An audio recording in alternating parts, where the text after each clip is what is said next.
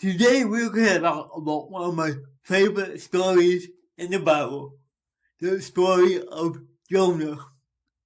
This story will make a great movie. It has all the elements of a summer blockbuster, adventure, comedy, and a terrifying sea monster. It has Steven Spielberg written all over it. If I were to ask you what the story of Jonah is about, what would you say? We all know that Jonah gets swallowed by the big whale, right?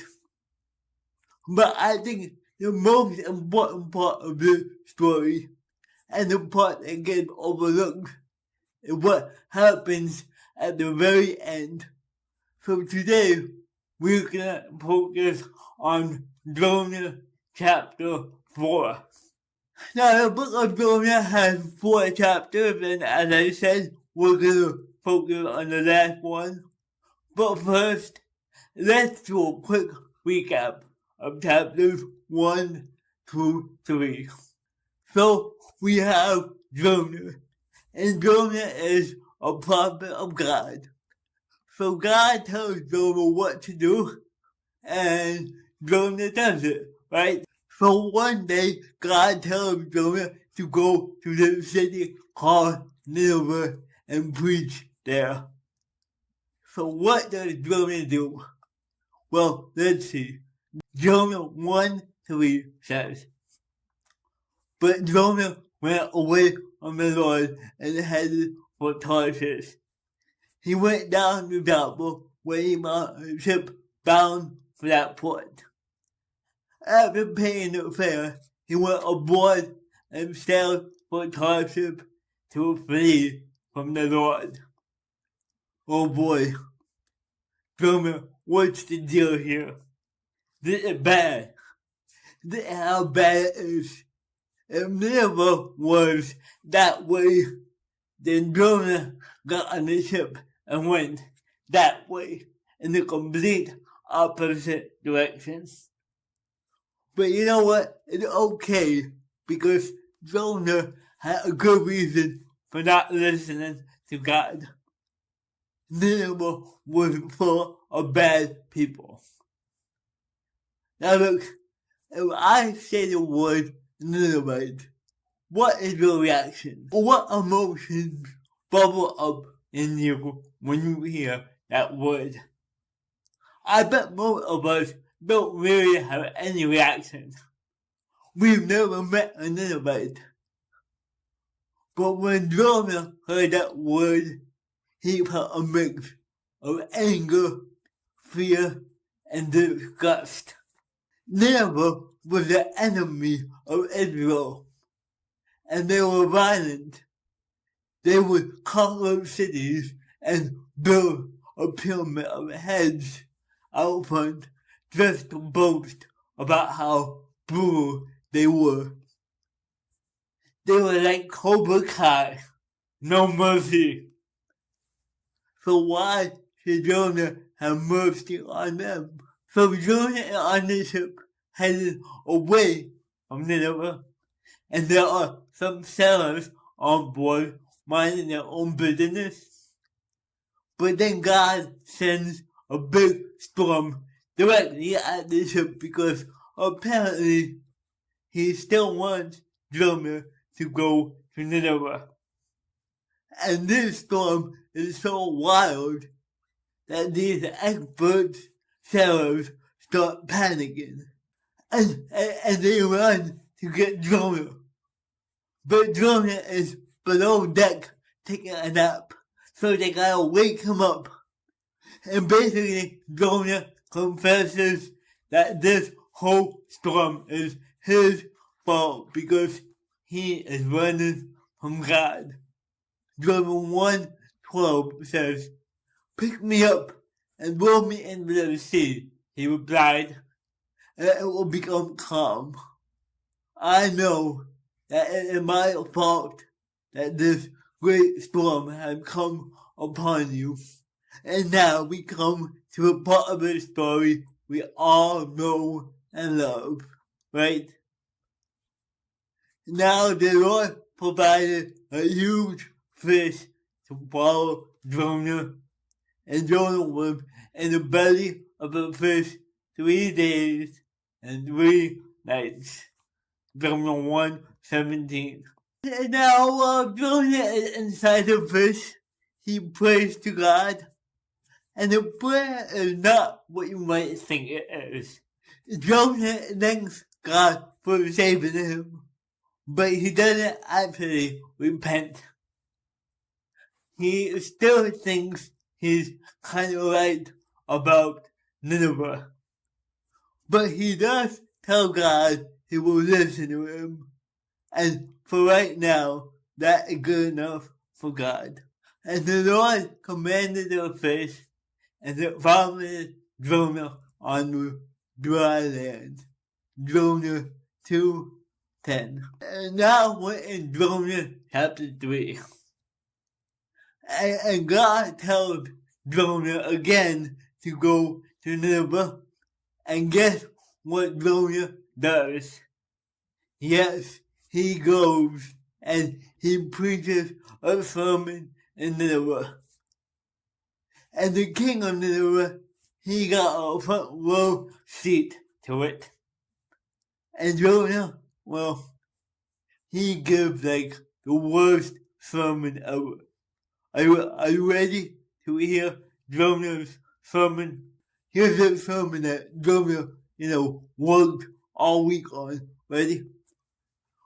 40 more days and Nineveh will be overthrown. That's it. Now imagine if your pastor got up on stage on Sunday, said that, and then walked off, and then the band gets back on and, start playing a song like, "Come Just As You Are." If you are the king of Nineveh, how do you react to that? There is a guy who has a pyramid of heads in his backyard. Well, let's see what happens. When Jonah wanted to reach the king of Nineveh, he rose from his throne, took off his royal robes, covered himself with sackcloth, and sat down in the dust. Jonah 3:6. The whole city of Nineveh repented. They cried out to God to have mercy on them. And it says, when God saw what they did and how they turned from their evil ways, he relented and did not bring on them the destruction he had threatened. Jonah 3:10. And now we come to Jonah chapter 4. And Jonah 4 might be my favorite chapter in the whole Bible. Because here in Jonah 4, we see that this whole adventure wasn't just about the Ninevites. It was about God's rescue mission for Jonah as well. Jonah's weak, pathetic little sermon had just converted an entire city.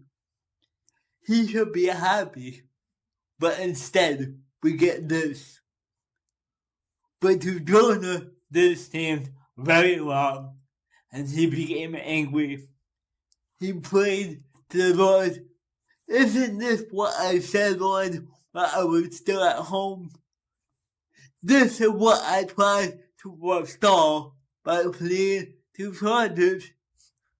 I knew that you were a gracious and compassionate God, slow to anger and abounding in love, a God who relents and sends calamity. Now, Lord, take away my life, for it is better for me to die than to live." Jonah 4:1-3. Now we know why Jonah didn't want to go to Nineveh. He was afraid. but not of the Ninevites. He was afraid that God would be too compassionate and too forgiving to his enemies. Isn't that hilarious? You know, a lot of people today are okay with God as long as we focus on his love.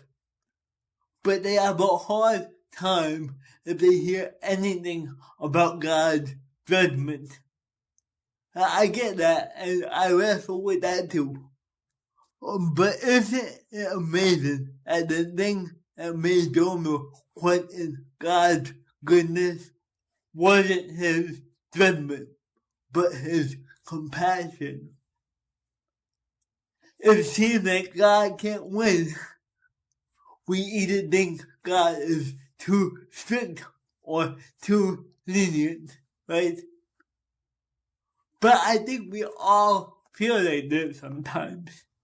Like, God, how can you bless that person after all the bad stuff they've done? It's just not fair. Well, let's see how God responds to Jonah. But the Lord replied, "Is it right for you to be angry?" Jonah 4:4. This is why I love this chapter so much. Here we see the patience of God. God was patient with the Ninevites, and now God is patient with Jonah. You know, I have a 3-year-old son named Emmett, and he is a ball of energy. And sometimes when he gets really wild, I don't know what to do. But on my best days, I get down on his level and call him over to me. And I calmly say, "Hey buddy, what's wrong?" This is what God is doing with Jonah here. God is getting down to Jonah's level. God is saying, "Hey Jonah, hey buddy, what's wrong? Why are you so angry?" When we see God being a good father here, God doesn't want to punish us when we make a mistake. He wants to teach us. He wants to bring us back to Him. But Jonah gives God the silent treatment. He goes outside of Nineveh to be alone. See, Jonah really likes being angry. There is something about anger that is a little bit fun. It kind of feels good to hold on to anger and feel like we are right and everyone else is wrong. So Jonah sits out in that hot sun and he waits to see what will happen to Nineveh. Think about that. Jonah is still hoping God will change his mind and destroy Nineveh. So what does God do with Jonah now? Does he give up on him? No, he takes a different approach. Then the Lord God provided a living plant and made it grow up over Jonah to give shade for his head, to ease his discomfort. And Jonah was very happy about the plant. But at dawn the next day, God provided a worm which chewed through the plant so that it withered. When the sun rose, God provided a scorching east wind, and the sun blazed on Jonah's head so that he grew faint. He wanted to die and said, it will be better for me to die than to live." But God said to Jonah, "Is it right for you to be angry about the plant?" It is, he said, and I'm so angry. I wish I were dead. Jonah 4, 6 to 9.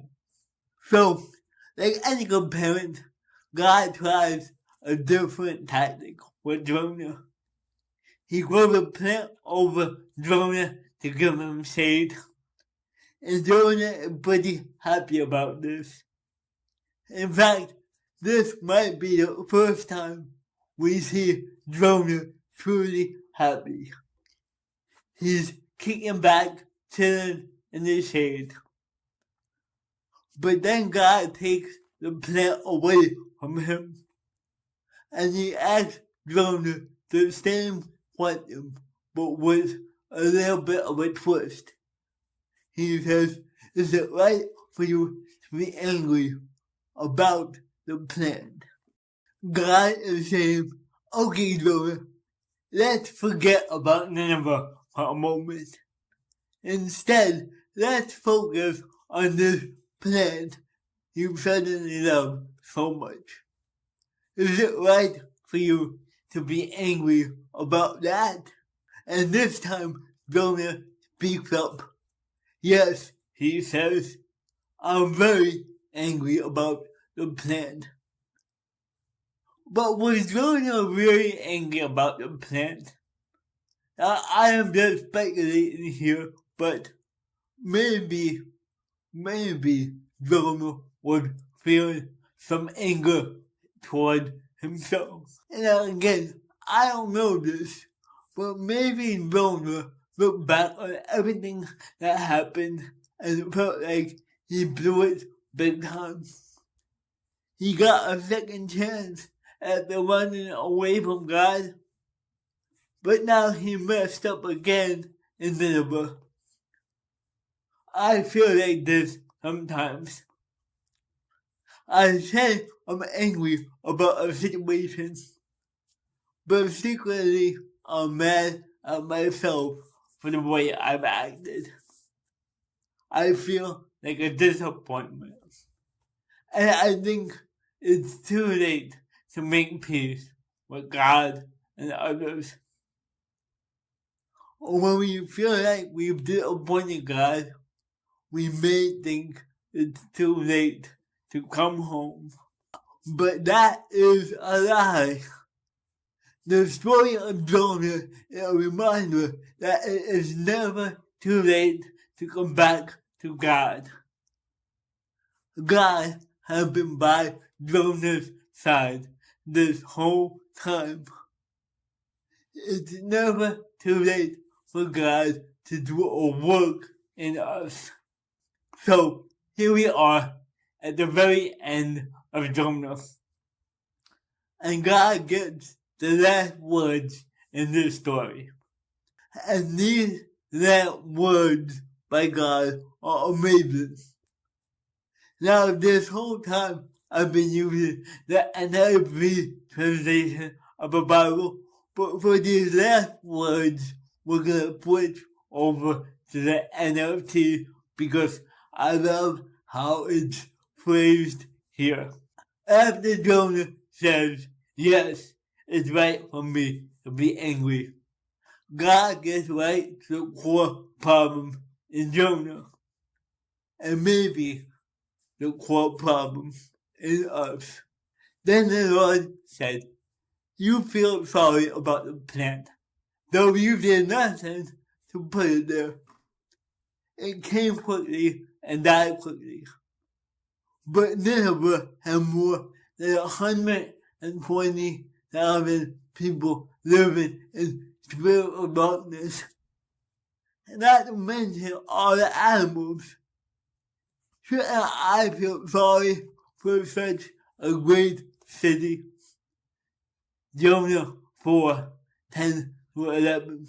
This is pretty unbelievable. God is telling Jonah, hey, you feel sorry about a plant that died? Well, I feel sorry about a whole city of people who I created. God feels sorry for Nineveh, a city full of people who do terrible, terrible things. Isn't that amazing? That doesn't mean that God didn't care about all the violence in Nineveh. He does care, and that is why he is so grieved. He wants the Ninevites to know him. But he also wants Jonah to know him. Because Jonah and the Ninevites have one thing in common. And it's something we have in common too. We all need God's grace. You need grace. I need grace. Our enemies need grace. The people on the right need grace. The people on the left need grace. And the people in the middle, well, everyone needs to listen to us just a little more. No, I'm kidding. We need grace too.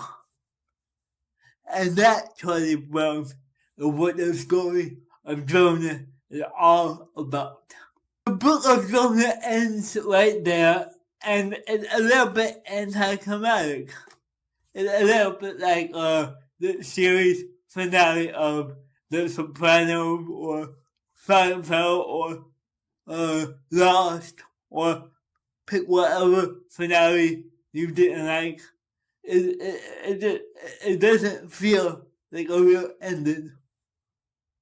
We never hear how Jonah responds to God. But I think that's the whole point. The book of Jonah is about us and how we respond when God extends grace to others. Shouldn't I feel sorry for them, God says? Shouldn't I feel sorry for those people who don't know me? Let's think about that word again. Ninevite. That word doesn't mean anything to us, but it made Jonah so angry. So who is it for you? And who is it for me? What word, if you heard it right now, will make your blood boil just a little bit? Is it a person? A group of people? A political party? A country? We all need help with this. But you know, this is why we need Jesus. This is why we have to start with him. One day, Jesus was teaching a bunch of people, and he said something interesting. He wasn't talking about Jonah, but what he says, I think, is the main point of what Jonah learns throughout his adventure. Jesus says, if you love those who love you, what reward will you get? Are not even the tax collectors doing that? And if you greet only your own people, what are you doing more than others? Do not even pagans do that?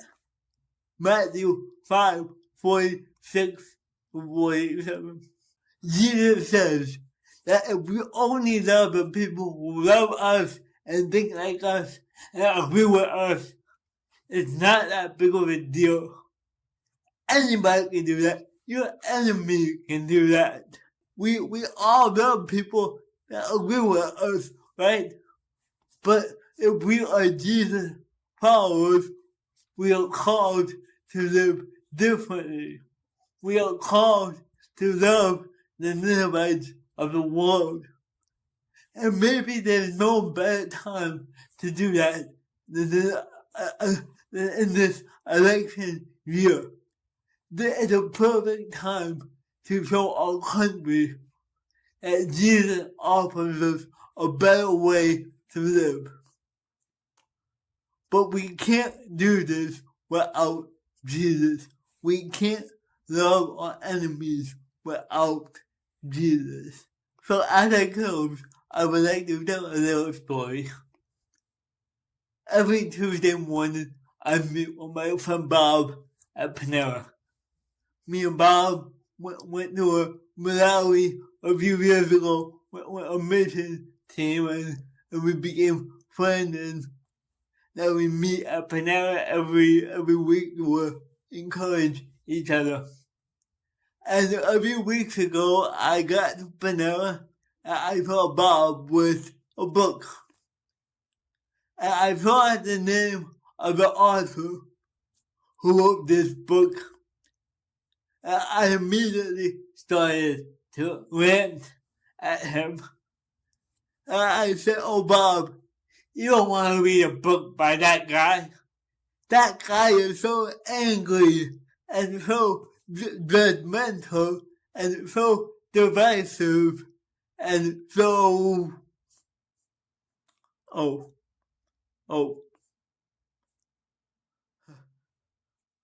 I was right in the middle of writing this sermon about Jonah being so judgy.